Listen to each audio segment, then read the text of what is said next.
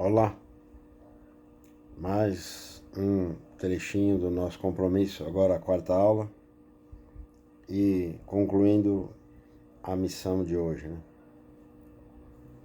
Esse tópico chama-se Compreender os objetivos das teorias do Estado. Eu diria que alguns desses objetivos, né? Porque isso também é infindável. Seguindo o nosso roteirinho, então. Agora que analisamos algumas condições do poder político mais teóricas na terceira aula, na aula passada, ou pragmáticas, desde a primeira aula, propomos avançar um pouco mais na categorização dessa disciplina ou teoria aplicada a um fenômeno exclusivo, qual seja o Estado. Com destaque para o Estado moderno, porque é a estrutura que nós herdamos e que prevalece até hoje. Desde a sua criação, sobre os tratados de Westfália, do século XVII, e delimitando-se territórios numa disputa entre a França e a Alemanha, pela primeira vez na história, estabeleceu-se o território como componente essencial ao Estado, além do povo e da soberania. Essa mesma intenção seria ratificada na chamada Convenção de Montevideo, que é de 1933. Então, assim, a Convenção de Montevideo sobre os direitos e deveres dos Estados estabelece prerrogativas, porque está em vigor, estabelece prerrogativas e critérios para que um Estado venha a integrar o direito internacional, o que significa que a entidade tem de apresentar as seguintes qualificações. Primeira, uma população permanente. Segunda, um território definido. Terceira, governo. Quarta, capacidade para manter relações com outros estados.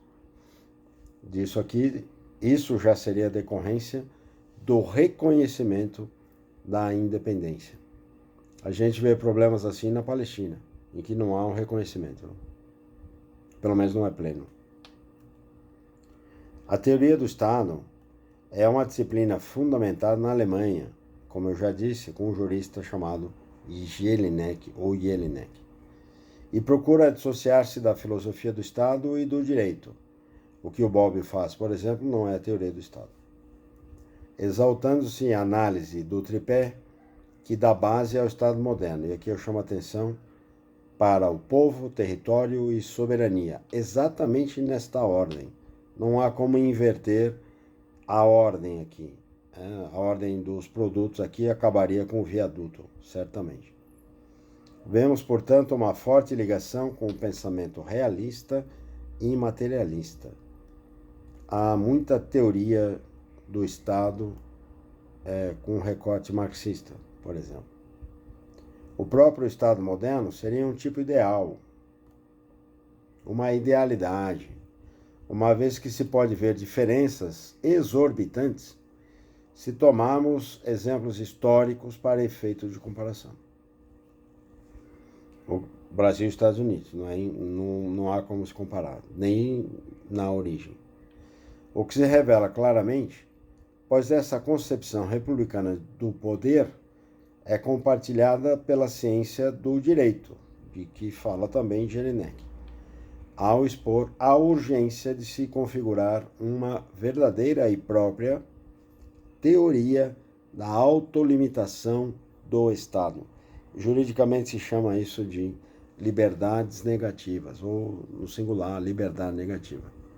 A gente vai ver na aula em si mesmo.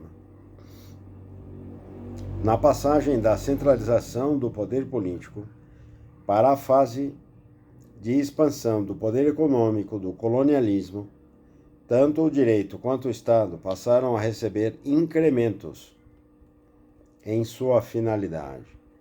Já havia ocorrido uma acumulação primitiva, de que falava Marx, em que Estado e direito serviram à apropriação do camponês, expropriação do camponês, do colono, do servo, e aí se iniciava um momento em que o capital precisava de oxigênio para garantir sua projeção e hegemonia na Europa.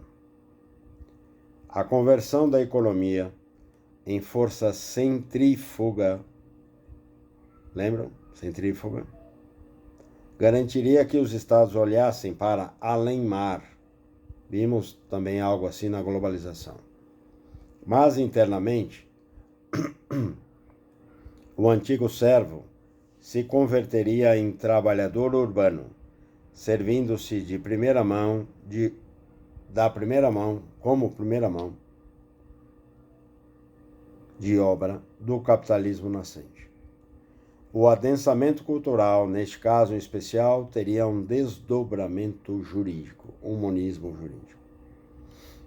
Ao mesmo tempo em que o Estado moderno vinha tecendo sua centralização, as forças econômicas procuravam respirar além-mar, com a própria expansão ultramarina, numa força centrífuga, expansiva do capitalismo mercantil. Aí, neste caso, funcionava a máquina de lavar roupa. O enriquecimento interno seria essencial ao desdobramento da miscelânea de poderes na unidade do Estado-nação. Isso se faria com base na acumulação primitiva, primeiramente pela obrigação imposta pelas chamadas leis de cercamento ou cerceamento. Isso fala Marx, mas nós também vemos no mito do Fausto, contado por Goethe e por tantos outros antes e depois dele. Externamente, pelo estabelecimento de rotas de navegação e pela descoberta e sucessiva colonização de novos continentes. A aculturação levaria ao assenhoramento. O exército permanente e a burocracia de caráter contínuo garantiriam a administração financeira do Estado, recursos para essas navegações. Essa articulação, sob a análise materialista do período de fortalecimento do Estado moderno, resultaria em conclusões diversas e adversas para determinadas classes envolvidas. Vou arrumar uma coisinha aqui para o texto ficar legal para vocês.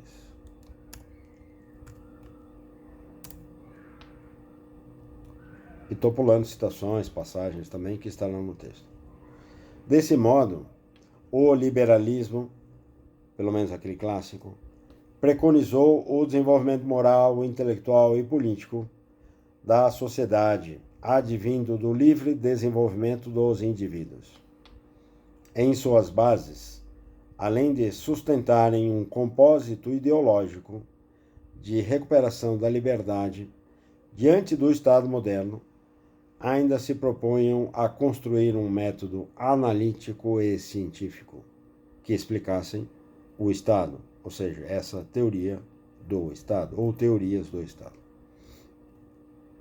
Para tanto, teriam o respaldo de outras filosofias, bem como poderiam gerar rivalizações entre choques, ou entre visões de mundo. Essa afirmação encontra dificuldades de conciliação doutrinária com o empirismo, por exemplo, que valoriza a experiência sensível dos fatos, e o materialismo. A matéria e suas leis são tudo o que realmente existe. No caso aqui seria o poder e a economia, por exemplo. O real, o que é verdadeiro, é um dado concreto sensível. A metafísica, que seria da ordem da filosofia do Estado, de uma filosofia hegeliana, por exemplo, é uma mera especulação. É uma idealidade. Então, o positivismo é uma espécie de método e doutrina que antecipa o surgimento da sociologia, como vimos em Comte, e a própria teoria do Estado, ou teoria geral do Estado, como era chamada antigamente. É um método quando indica que as avaliações científicas devem estar rigorosamente embasadas em experiências empíricas, históricas, e também doutrinárias, conquanto preconizam que fatos sociais devem ter uma natureza precisa e científica. Isso acabou chegando para o interior do Estado.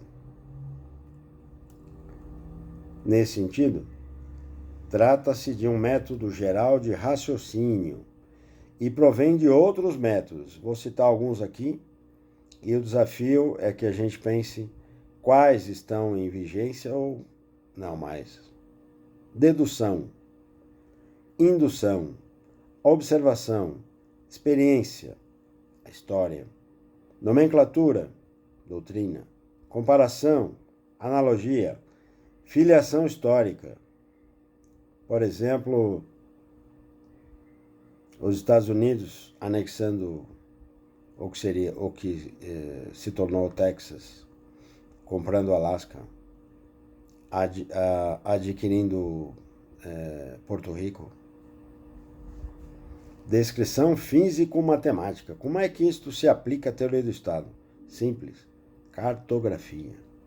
Delimitação territorial. Certamente esses métodos seriam utilizados tanto na ciência política quanto nas teorias do Estado. E ainda poderiam ser utilizados a fim de entendermos tanto a formação social brasileira quanto a realidade política e a presença ou não do Estado, especialmente no que se refere às obrigações públicas de fazer. Isso estaria em vigência? Alguma coisa disso nos traria algum conhecimento para o exercício do poder enquanto soberania popular? Obrigado, até a quinta aula.